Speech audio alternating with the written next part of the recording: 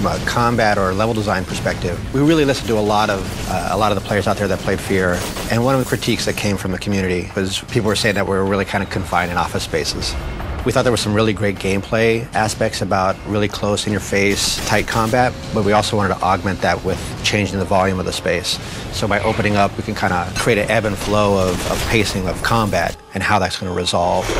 We went to places like a nuclear facility, we went to a school, we went to a hospital. We would go with artists, we would go with sound, we would also go with level designers. So now when they're actually building the environment that they're going to have combat in, they can actually build spaces that feel viable, that feel realistic to the player.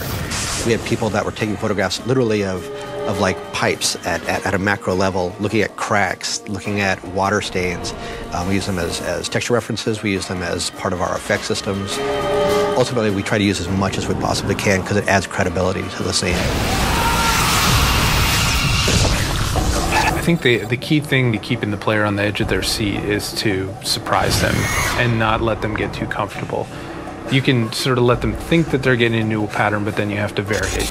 We basically built a color story, much like they do in film. You know, as things start to become a little more tense, you're going to start to see more aggressive colors. And as things start to become a little more subdued in the story, we're going to kind of bring down that color map so that it starts to feel a little more relaxed.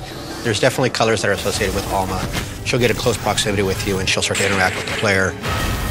You'll start to see glimpses of parts of how she perceives the world, and all that has a very specific crafted color hue to it. So as we keep coming back to it time and time again, we're reinforcing that, and then we pay it off great at the end of the game, helping explain it and kind of pull it all together.